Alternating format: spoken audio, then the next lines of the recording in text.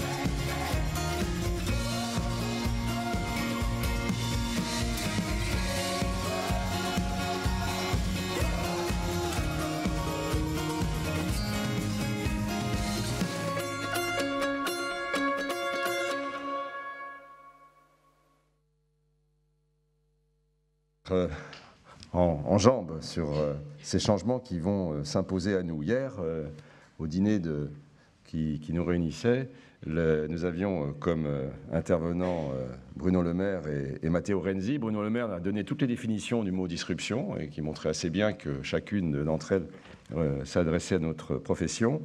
Et Matteo Renzi a dit très directement, tous les assureurs qui sont dans la salle, votre métier va changer, il ne va plus rien avoir d'ici quelques années et le temps va aller très très vite.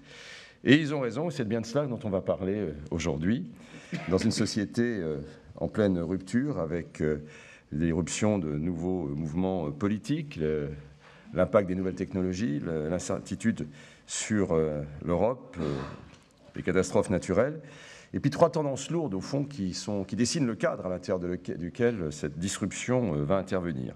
La première tendance lourde, c'est le vieillissement de la population. Tout commence toujours par la démographie. On a parfois tendance à l'oublier. Mais ceci a des conséquences non seulement sur les politiques publiques, mais aussi sur les choix qui doivent être les nôtres et sur les pistes auxquelles nous sommes invités à répondre. Par exemple, ce vieillissement nous invite à développer de nouveaux produits d'épargne pour préparer la retraite, avec des sorties majoritairement sous forme de rente pour procurer des revenus à vie. Et sur ce sujet, la fiscalité des rentes en France est aujourd'hui décourageante et nous sommes en discussion avec les pouvoirs publics pour en demander le réexamen.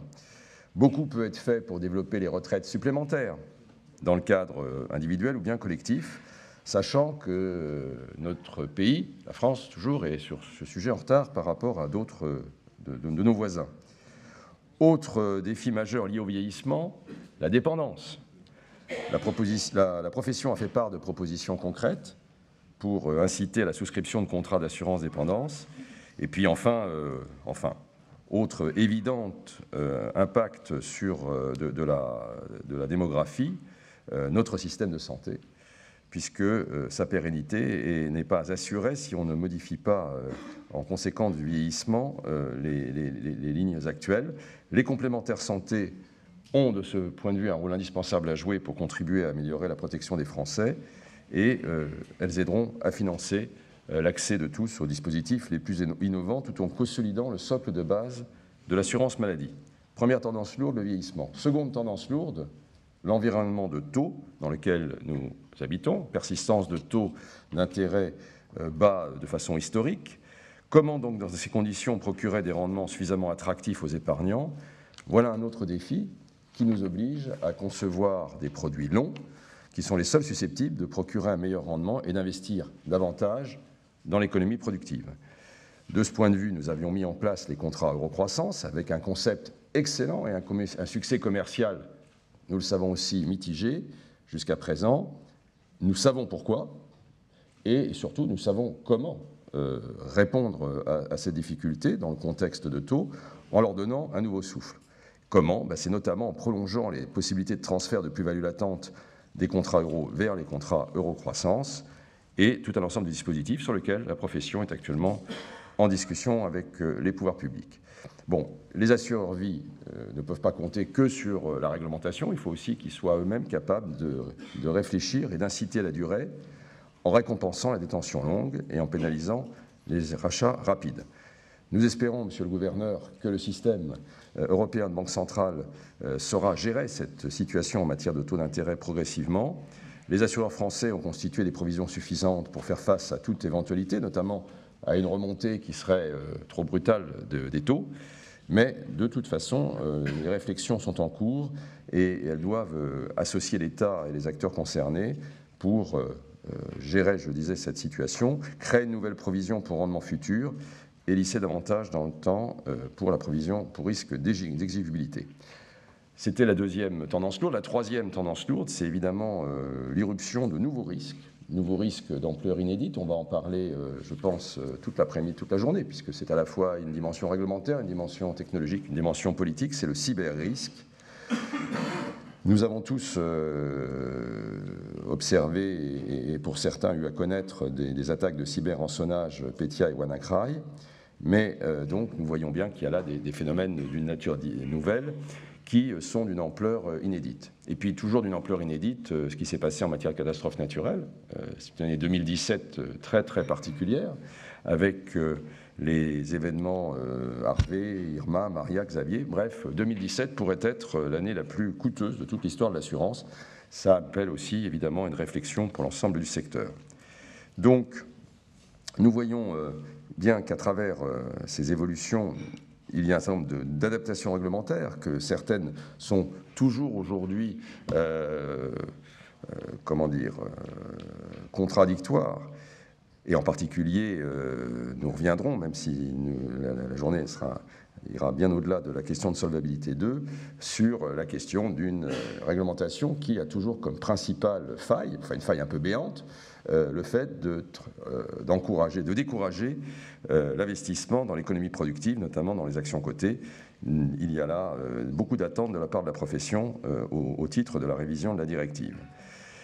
Malgré ces tendances lourdes, le secteur est parfaitement capable de répondre à condition effectivement que ces tendances lourdes soient bien gérées.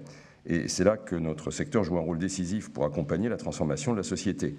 Attirer les épargnants vers une ambition raisonnable de risque pour leur placement, inciter les entreprises à se garantir contre les risques de perte d'exploitation, participer au développement de la prévention des risques, voilà autant de domaines où les assurances aident à développer des comportements économiquement bénéfiques et vertueux.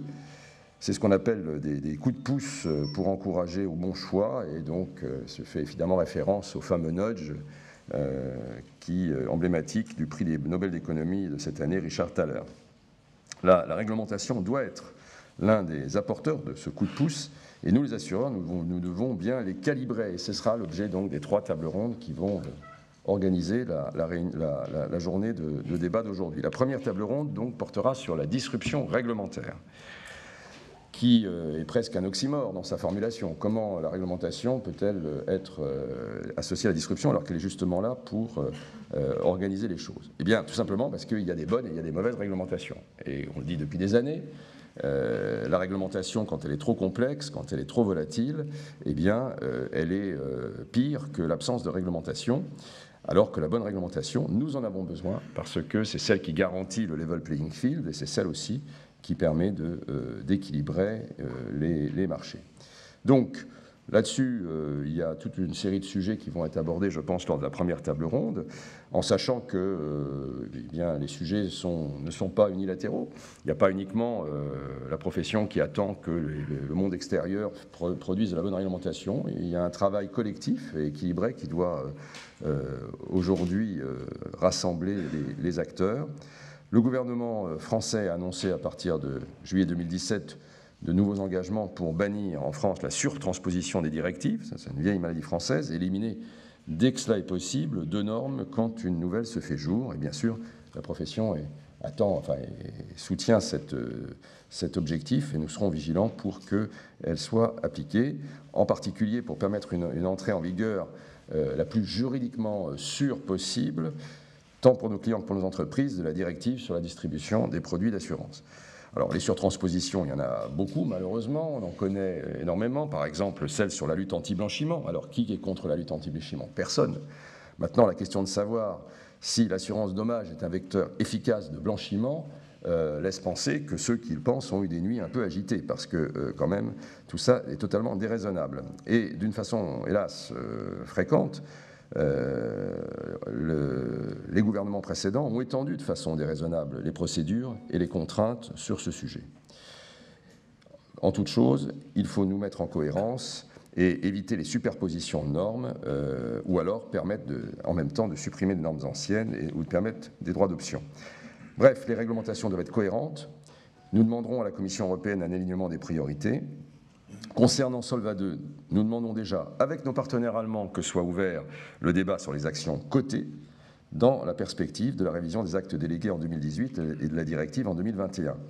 Dans le domaine de la retraite, il y a un débat qui existe aujourd'hui autour du Pan-European Pension Product, le PEP, et nous affirmons notre préférence pour la sortie majoritaire en rente, garantie de responsabilité vis-à-vis de nos assurés et garantie de stabilité prudentielle.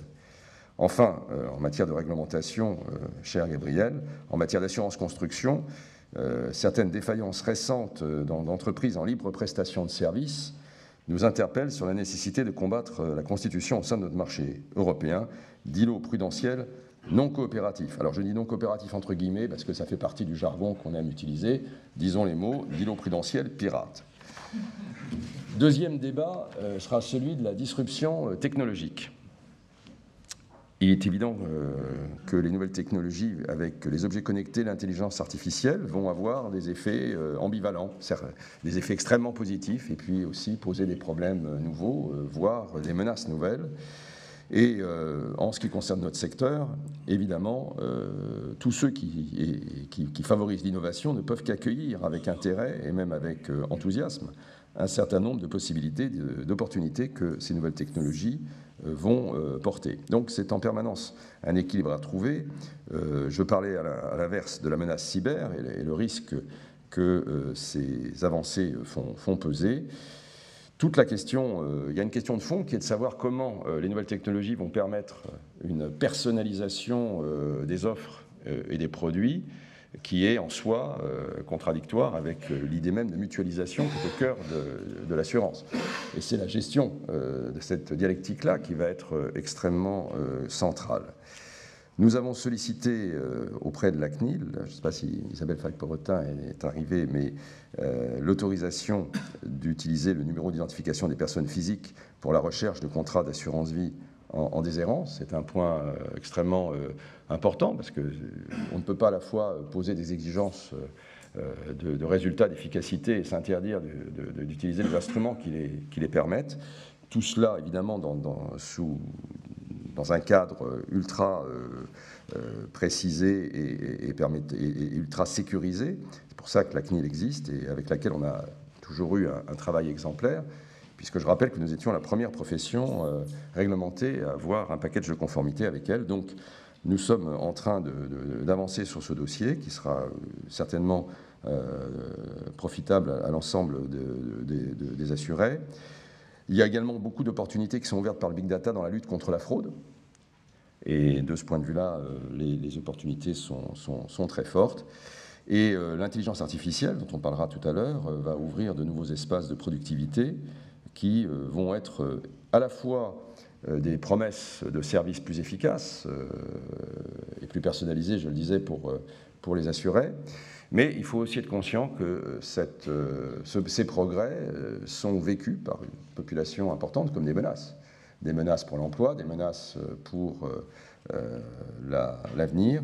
Et notre secteur doit anticiper ces menaces et allier les ambitions technologiques aux ambitions sociales sur ce sujet.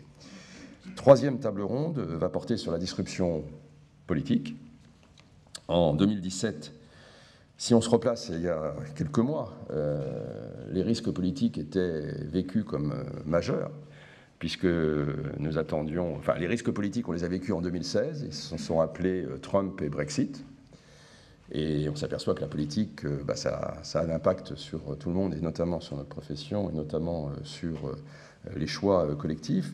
Et en 2017, le début de 2017 était placé sous un signe d'inquiétude des marchés et d'inquiétude d'un certain nombre d'opérateurs qui sont y compris présents dans cette salle, avec les risques des scrutins en Autriche, aux Pays-Bas, et puis bien sûr en France.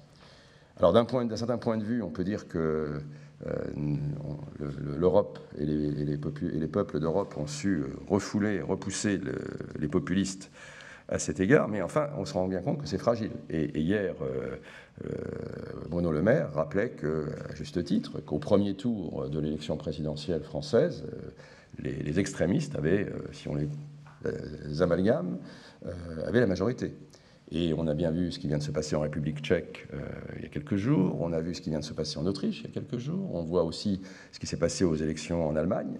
Et même si tous ces mouvements sont très divers, on peut ajouter le fait que Cinque Stelle, en Italie, est actuellement au coude à coude avec le Parti démocrate dans les sondages comme étant le premier parti. Donc, considérer que la menace populiste a été surmontée serait illusoire, et ce risque-là, il est au cœur de notre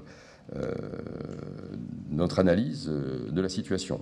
Viennent s'y ajouter des phénomènes nouveaux, et le dernier en date, je pense qu'avec Anna Palacio, on en parlera cet après-midi, ce qui se passe en Catalogne, des exemples de fragmentation potentielle, les votes en Italie du Nord également, tout cela est porteur de formes de risque pour l'avenir de l'Union.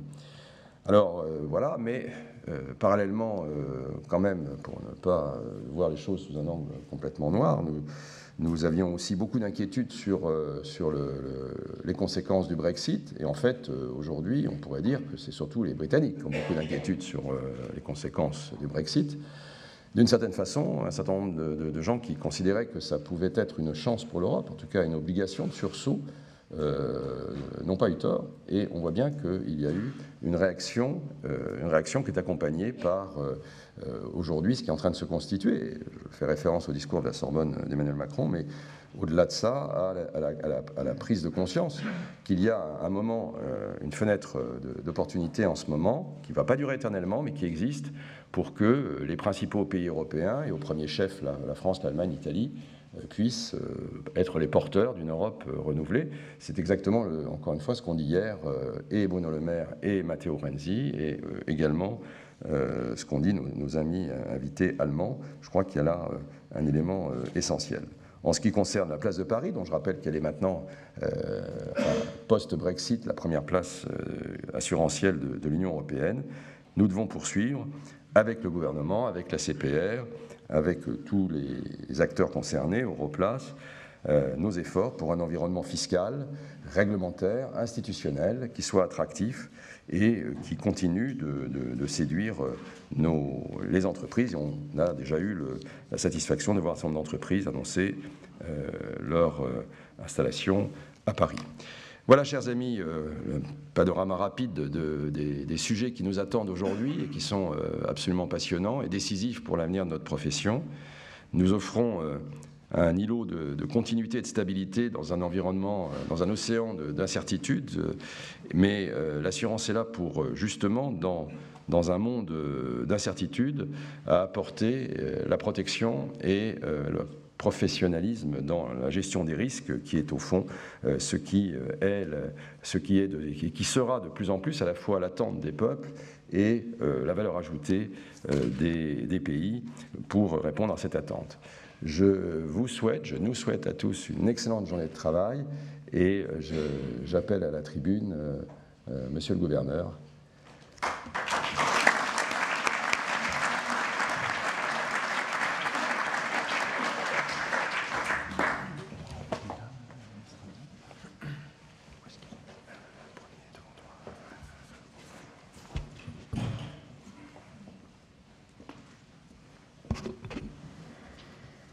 Monsieur le Président, cher Bernard, Messieurs les Présidents, j'en ai vu plusieurs dans la salle, Herr Staatssekretär, chers amis. Je suis très heureux d'être parmi vous aujourd'hui, après la belle soirée d'hier pour cette journée de travail. J'y suis en double capacité, comme superviseur en tant que président de la CPR, mais aussi en tant que gouverneur, comme garant du bon financement de notre économie. Et à ces deux titres, le secteur de l'assurance m'est à la fois très proche et très cher Bernard. La disruption, pour le dire en bon français, ce qui est possible aussi, le monde est en bouleversement à bien des titres. C'est incontestablement un défi pour les assureurs, mais c'est aussi une motivation. La raison d'être depuis toujours de l'assurance, c'est effectivement d'être un vecteur de protection et de stabilité au milieu des incertitudes. Je veux ce matin souligner avec vous le rôle essentiel que l'assurance doit jouer dans notre économie en insistant sur deux domaines, le financement de notre économie et sa digitalisation. Mais avant cela, je veux revenir sur l'actualité très récente de politique monétaire. Et là, je veux dire que votre président m'a tendu une perche que je vais saisir, et donc je voudrais faire ici, à la FFA, mes premiers commentaires sur notre décision d'hier. Nous avons pris hier au Conseil des gouverneurs une décision importante de réduction de moitié à 30 milliards d'euros de nos achats nets mensuels jusqu'en septembre 2018. C'est une étape essentielle vers leur fin possible ensuite. Étape justifiée par notre confiance dans la convergence graduelle de l'inflation vers notre cible de 2% à moyen terme. Nous jugeons en effet la reprise économique, je cite notre communiqué d'hier, de plus en plus solide et large en Europe. Et parallèlement, nous avons dit autre chose.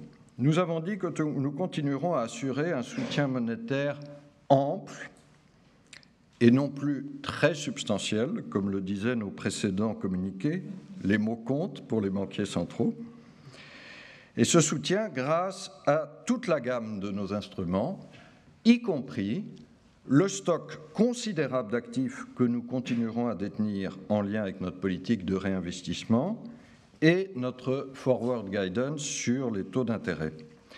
Dans ce paragraphe qui est nouveau, le Conseil des gouverneurs souligne un point essentiel que j'ai beaucoup rappelé ces dernières semaines.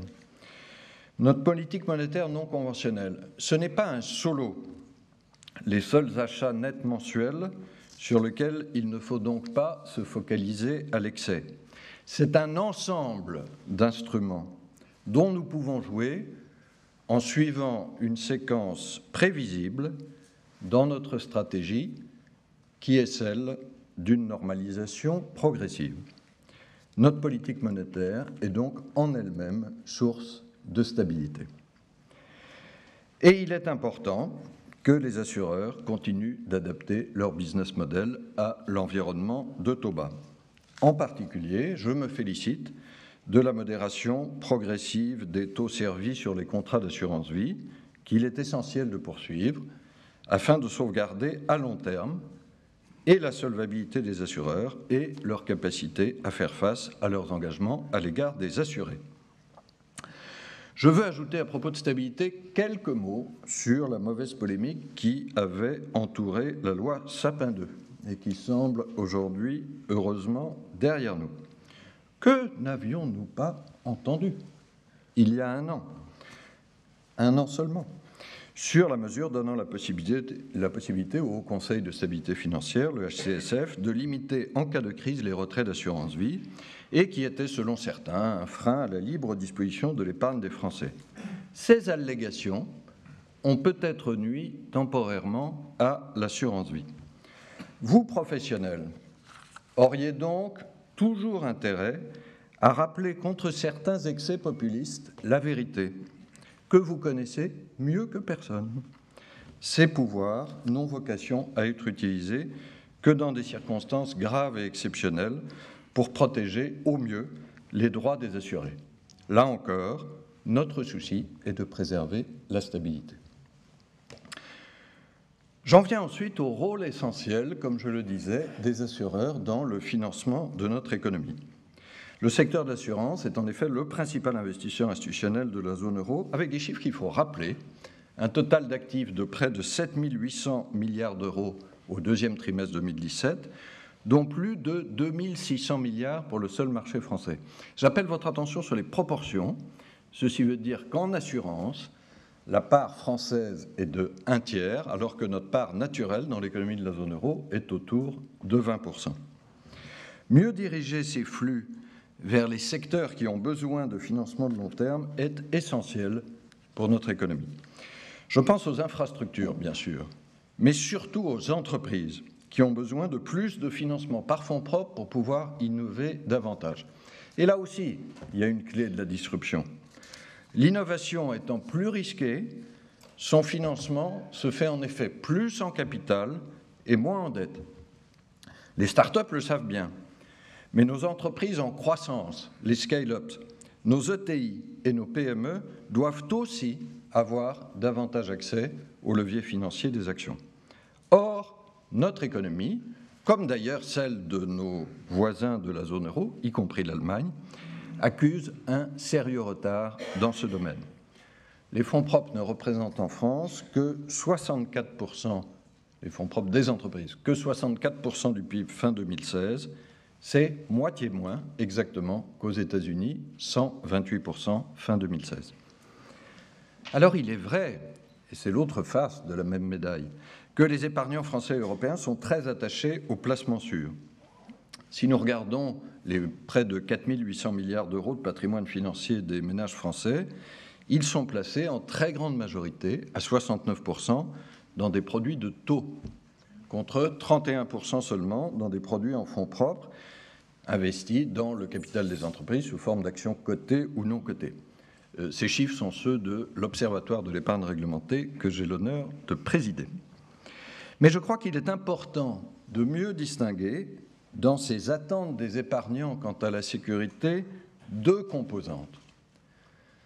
Ils sont attachés à la protection du capital, davantage encore qu'à la liquidité. Avec l'augmentation de l'espérance de vie, les épargnants sont de plus en plus orientés vers le long terme, et notamment la nécessité de préparer leur retraite. La composante liquidité devient moins décisive.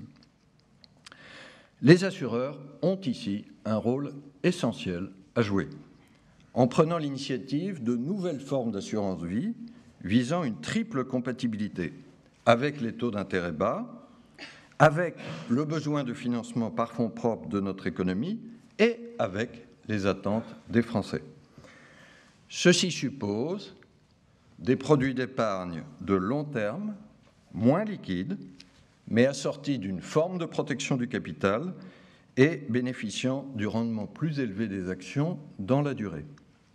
Alors, pour être très concret là-dessus, le développement des unités de compte n'est pas une réponse suffisante, même si je note avec intérêt le dynamisme de leur collecte nette, plus 27% en 2016, et une collecte qui a plus que doublé sur les 10 premiers mois de 2017 par rapport à la même période de l'année précédente. Mais les unités de compte n'offrent pas de protection de capital, et je rappelle le devoir de conseil sur les risques réellement pris par les assurés. Il faut plutôt, et vous y avez fait allusion, encourager l'eurocroissance qui doit être rénovée et amplifiée. Alors c'est vrai, le calibrage initial du produit a donné lieu à débat. Nous sommes un certain nombre à pouvoir en témoigner ici. Son démarrage commercial, quoique réel, l'encours actuel est de l'ordre de 1,8 milliard d'euros, est encore trop lent. Je sais que là-dessus, certains professionnels ont des idées. Je forme le vœu aujourd'hui qu'elles avancent et qu'elles avancent vite. Ce n'est pas au pouvoir public de concevoir les bons produits, c'est à vous. Mais ce sera à nous d'inciter le moment venu par les bonnes mesures prudentielles ou même fiscales. Ce combat-là, ciblé vers une assurance vie davantage de fonds propres et de long terme, je crois que nous nous y retrouvons, Ce combat-là me paraît plus prometteur que celui mené contre le fameux prélèvement forfaitaire unique, ou PFU. Je relève au passage que le PFU participe d'une neutralité vis-à-vis des différentes formes d'épargne, souhaitable depuis longtemps. La diversification bien comprise des placements des épargnants français vers une épargne de long terme davantage en fonds propres est dans l'intérêt de tous. Il existe d'ailleurs aujourd'hui des incitations supplémentaires pour les assureurs vie à offrir de nouveaux produits sortant du cumul garantie en liquidité et garantie en capital, du fait de moindres exigences en capital sous solvabilité 2, toutes choses égales par ailleurs. Ceci m'amène à l'aspect réglementaire. Les assureurs ont ici aussi un rôle essentiel à jouer, et nous nous retrouvons, cher Bernard, en préparant la revue du nouveau cadre réglementaire issu de Solvabilité 2. Solva 2 est entré en application il y a maintenant près de 2 ans, et vous l'avez mis en place avec beaucoup de professionnalisme. Je veux, au passage, vous en rendre hommage, alors même que je connais certaines réserves que vous gardez sur le fond. Sur bien des points, Solvabilité 2 est une avancée très importante pour le secteur de l'assurance. Ceci ne veut pas dire que Solvabilité 2 soit parfait. Nous devons analyser de près ses impacts, en particulier sur les comportements d'investissement et le financement de l'économie. Des progrès ont d'ores et déjà été apportés pour le financement des projets et des entreprises d'infrastructure grâce à 2 amendements entrés en vigueur respectivement en avril 2016 et tout récemment en septembre 2017. Ils ont adapté le calibrage des exigences en capital. Mais plus largement, les 2 revues de la formule standard et des mesures du paquet branche longue qui sont prévues respectivement pour 2018 et 2020 sont des rendez-vous importants pour apporter les améliorations indispensables. Les travaux sont en cours et plus votre participation sera active, en lien avec vos collègues européens, j'insiste sur ce point, plus nos chances de succès seront grandes. Je termine par le rôle des assureurs dans la digitalisation de notre économie. Notre économie doit, bien sûr, s'adapter à la révolution digitale. Celle-ci crée de formidables opportunités, mais aussi des risques nouveaux face auxquels le secteur de l'assurance peut apporter, là aussi, de la stabilité et de la protection. Je veux me limiter à évoquer 2 sujets. La cyberassurance, d'abord. C'est un marché qui est encore trop peu développé. Les organismes d'assurance peuvent et doivent se nourrir de leur propre expérience contre les cyberrisques pour faire émerger une offre française et une offre européenne de cyberassurance plus mature. Cette préoccupation touche l'ensemble des entreprises, désormais, des plus petites aux plus grandes, car les cyberattaques sont de plus en plus fréquentes et coûteuses. La plupart des chiffres que nous avons, y compris d'ailleurs dans la sphère publique, viennent des assureurs, je le relève. Selon l'ERMS, 50% des entreprises françaises auraient été victimes, 57% des entreprises françaises auraient été victimes de cyberattaques en 2016, contre 32% en 2015. Nous-mêmes, à la Banque de France, avons fait de la cybersécurité une de nos priorités stratégiques avec l'Eurosystème et avec nos collègues du G7. Deuxième sujet, les données à caractère personnel et le big data. Naturellement, le développement des objets connectés qui démultiplient la quantité d'informations sur les assurés est une opportunité pour le métier de l'assurance. Votre métier consiste précisément à collecter et exploiter des données pour mesurer un risque et en déduire une tarification. J'appelle néanmoins les acteurs à faire preuve d'une approche responsable. Il faut trouver un juste équilibre entre la segmentation ainsi permise et le partage du risque entre les assurés. Nous le savons tous, ce sont les principes de solidarité et de mutualisation consubstantiels à l'assurance qui sont en jeu. Il ne faut par ailleurs pas perdre de vue nos valeurs collectives à l'égard du respect de la vie privée. Je voudrais, avant de conclure, ajouter quelques mots sur le Brexit. Autre disruption. Les autorités françaises se sont mobilisées afin de faire de Paris une destination de premier plan pour les assureurs. La CPR a pris l'initiative d'un agrément accéléré et en anglais, un fast track. Nous entretenons un dialogue discret et sérieux avec différents prospects. La récente annonce par le groupe Chubb, premier assureur dommages américain, du transfert de ses activités à Paris montre que notre expertise de supervision, notamment, est un atout reconnu. Mais se mobiliser, et nous continuerons à le faire, se mobiliser ne doit pas signifier abandonner des exigences. Le Brexit ne peut pas être l'occasion pour des entités britanniques de ne constituer que des coquilles vides en Europe ou des plaques de cuivre sur la porte, en gardant leurs ressources au Royaume-Uni. Je souscris ici totalement, cher Gabriel, à la vigilance souhaitée par l'EIOPA. Pour finir, le Brexit est également associé à certains risques et en conséquence à des plans de contingence nécessaires. Je pense notamment aux assurés français ayant souscrit directement auprès d'organismes britanniques et par symétrie, j'attire l'attention des organismes français ayant des engagements au Royaume-Uni. Au-delà de ce que le secteur de l'assurance peut faire pour notre économie, je veux, pour terminer, vous redire ce que nous pouvons et voulons faire pour vous. À la Banque de France et à la CPR, nous sommes pleinement mobilisés pour vous accompagner dans tous ces bouleversements actuels qui vous obligent à repenser vos business models ou vos réflexes professionnels. C'est bien sûr vous qui êtes en première ligne. C'est vous qui savez beaucoup mieux que nous les stratégies à mettre en œuvre. Mais cet accompagnement peut porter sur le digital. Pour cela, nous avons créé un pôle FinTech et mis en place le forum FinTech. Ce peuvent être aussi les évolutions de la réglementation ou encore, sujet dont nous parlerons sans doute moins aujourd'hui, le changement climatique, mais nous en reparlerons les 11 et 12 décembre prochains à Paris, à l'occasion des Climate Days organisés par le Président de la République. Je vous sais résilient dans ces bouleversements. Nous sommes là pour vous y aider. Je vous remercie de votre attention.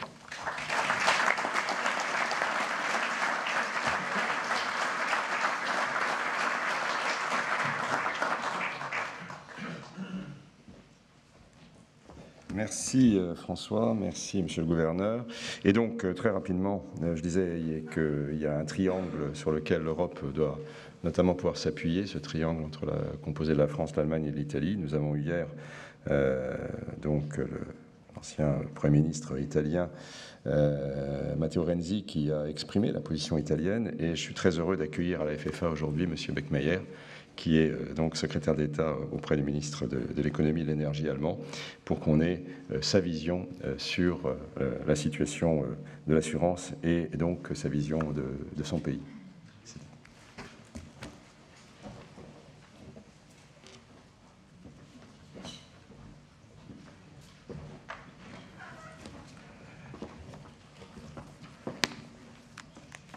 Herr Präsident,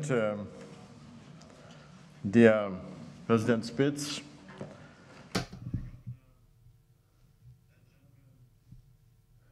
Mesdames et Messieurs, merci de l'invitation qui m'a été faite à cette conférence à Paris. Le sujet de votre conférence de l'assurance dans un monde en rupture représente un sacré enjeu à la fois économique et politique et que nous confrontons jusqu'à il y a quelques années. On aurait appelé ce défi « s'adapter au changement ». De nos jours, la rupture ou la disruption, c'est un terme de plus en plus utilisé. Le concept a des aspects positifs ainsi que négatifs. La disruption peut dire des crises, mais également des changements constructifs et des développements constructifs à la fois individuellement et collectivement. Il semblerait que ce qui fait que donne un caractère positif et négatif à la disruption, c'est comment on saisit la chance, comment on essaye de la façonner, comment on y réagit. Et dans le domaine des changements économiques, la disruption, rupture, est un concept particulier surtout lorsqu'il s'agit de la numérisation. La numérisation, la digitalisation veut dire des opportunités économiques. Alors, l'économie européenne et allemande vers une production digitale et l'économie de la plateforme peut devenir un moteur pour la croissance, l'innovation, la productivité et des emplois à la clé. On ne peut pas vivre en faisant des remises, des réductions. Il faut produire, il faut être des pays industrialisés. Au sein de l'Europe, les citoyens bénéficieront d'emplois attrayants, de bonnes conditions de travail et des critères, des niveaux d'autonomie importants, ainsi que la digitalisation, d'autre part, est également disruptive où, étant donné la digitalisation, chaque industrie, chaque secteur traverse des changements modernes en termes de business model. Alors, des produits qui sont en disruption, des disruptions nécessitent une reconception des modèles économiques. Cela est vrai également dans le secteur de l'assurance. Tout ce qui est numérique a un impact majeur sur les assureurs. D'un côté, le numérique peut augmenter les efficacités et mener vers des produits nouveaux et meilleurs. Avec des demandes des consommateurs toujours plus à la hausse dans ce domaine et qui veulent également des solutions numériques en matière d'assurance que les assureurs essayent de satisfaire. D'autre part, les startups sont maintenant dans le marché et attirent des quantités importantes de capitaux. Ces sociétés indiquent que des solutions d'assurance sont faisables d'une autre manière et ne nécessitent pas des réseaux de succursales importantes. Les acteurs de l'assurance de plus en plus collaborent avec des startups basées sur les hautes technologies. Mesdames et messieurs, la question de gouvernance est la suivante. Comment est-ce que nous, en tant que régulateurs, réagissons à ces disruptions numériques et par rapport aux enjeux réglementaires? Que pouvons-nous faire en somme? D'abord, un seul marché unique. L'Europe doit agir comme une seule unité numérique pour atteindre tout son potentiel. Ce sera l'essentiel pour enrichir notre compétitivité à long terme et façonner ainsi notre avenir. L'Allemagne doit également pousser vers cette stratégie de l'Europe unique en matière digitale. Eh bien, nous sommes en voie de le faire. D'ici 2019, tous les éléments de cette stratégie doivent être mis en œuvre dans des lois nationales. Cependant, nous estimons qu'il faudra faire plus dans les prochains mois. Il est important de fournir les incitations nécessaires pour construire une infrastructure importante en matière numérique. Il faut créer le bon cadre pour cela, y compris plus d'incitations et d'encouragement pour les investissements privés.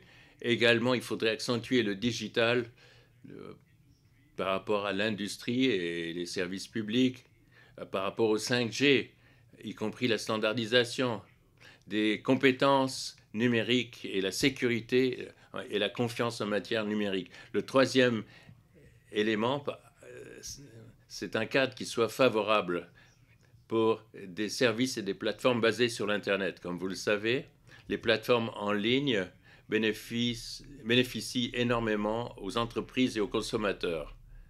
Il est essentiel que la France et l'Allemagne continuent à favoriser le développement continu. Le commerce digital est en forte croissance et de plus en plus aurait comme intermédiaire avec des plateformes en ligne qui bénéficient des données indirectes et directes d'une ampleur qu'on n'a jamais connue. Cependant, la transformation digitale ne réussira que si les gens sont convaincus que des nouveaux modèles économiques et de nouvelles offres sont dans des lits qui sont sûrs. Les certitudes juridiques, pour tous les côtés, est essentielle pour avoir des conditions justes et équitables sur le plan commercial. Alors, il faut soutenir ces efforts de la part de la Commission européenne pour ce qui concerne la plateforme numérique. La Commission et son approche doivent fournir des clarifications sur les plateformes en ligne par rapport à leurs responsabilités lorsqu'on tient compte des contenus en ligne. Et il s'agit de suivre de près les relations des plateformes et les usagers. Alors, les lois en matière de concurrence et les plateformes numériques sont dans un cadre actuel et avant tout semblent être aptes pour trouver des solutions par rapport à des cas qui seraient considérés comme problématiques par le public. Néanmoins, nous estimons qu'il y a besoin d'affiner les choses, de sorte le ministre allemand des Affaires économiques l'année dernière a présenté le livre vert pour les plateformes digitales en tenant compte des contributeurs et des contributions aux fins des discussions. Et cette année, on a présenté un livre blanc avec des propositions réglementaires spécifiques. Mesdames et messieurs, le marché unique digital ainsi que les conditions favorables pour les services et les plateformes d'Internet sont complétés par un élément et une mesure tout aussi important. Le projet important des intérêts européens par rapport à l'électronique sur le marché. Un changement digital nécessite plus de progrès technologiques dans le domaine de la microélectronique. Certains membres, dont la France et l'Allemagne, ont décidé de développer et de faire des recherches en matière des semi-conducteurs en Europe. Dans le cadre d'un projet important des intérêts européens, avec un investissement public d'1 milliard d'euros, avec 5 milliards du côté allemand. On espère que d'autres États membres auront tous les documents nécessaires avec la Commission européenne pour qu'elle puisse donner le feu vert à cette démarche cette année. Mesdames et messieurs, le marché unique numérique, les conditions pour les plateformes et les projets importants de l'intérêt commun européen par rapport aux microélectroniques ont quelque chose en commun. Ce sont toutes des mesures au niveau européen qui devraient être permises par les conditions du cadre européen d'aller de l'avant. L'Allemagne et la France doivent favoriser le numérique en bilatéral dans la conclusion du Conseil des ministres et également la conférence digitale allemande-française qui se tiendra à Paris l'année prochaine. Le 4.0, le 4.0 comme on l'appelle, collabore parfaitement avec la France, avec l'industrie du futur et également avec l'Italie. Il nous faut continuer et approfondir notre excellente coopération bilatérale et être ouvert à collaborer avec d'autres États membres. Il nous faut nous unir au niveau européen et il nous faut également des collaborations internationales, ceci pour réussir ensemble. Nous réussirons. Merci beaucoup.